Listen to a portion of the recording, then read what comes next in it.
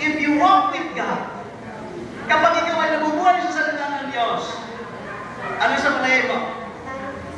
May karapatan ka ba masaktan? Si Jesus, grabe yung betrayal sa Kanya. Di ba? Ano? Pinahintulutan ba siyang masaktan siya?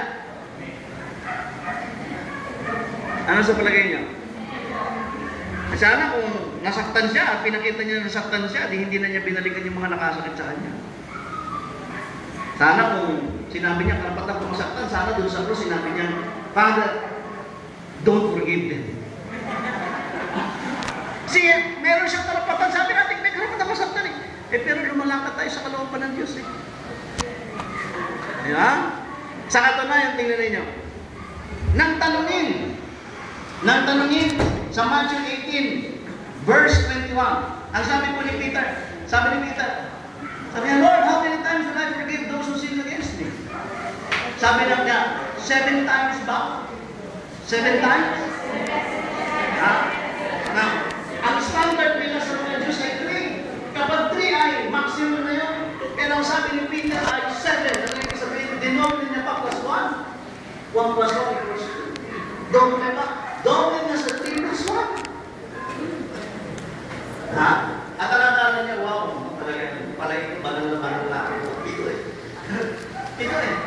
Pero ang sabi ng Lord, no, sabi, but 70 times 7. Kapag kinuwenta mo yung 70 times 7 ay 490 times.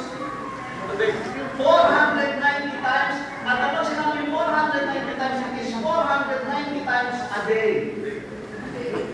So, gano'n marami yan. Ibig sabihin, kinakailangan para magkasama sa iyo ang kapatid mo ng 490 times a day. Kinakailangan every 3 minutes, saktan ka niya every 3 minutes, provided hindi ka matutulog.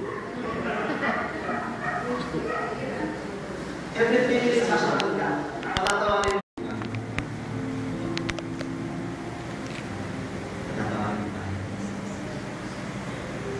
Gusto mong isigaw o gusto mong sabihin sa tahimik ko?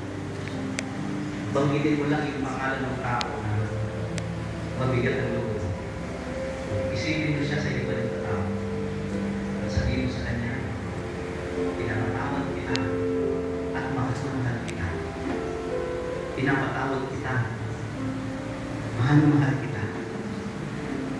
Pinapatawad na kita. Mahal kita. Mahal kita. Mahal kita. Pinapatawad kita. Pinapatawad na kita. I set you free. I set you free. Pinalalayan na kita sa galit na dinadala mo. Pinalalayan na kita sa sama ng loob na dinadala mo.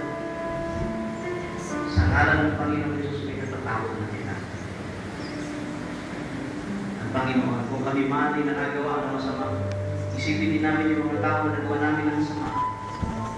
Mga tao na hindi namin na-meet yung expectations niya sa amin. Marahil sila yung na-meet na saktan. Bilangin namin, Panginoon, ibigay mo sa amin yung pagkakataon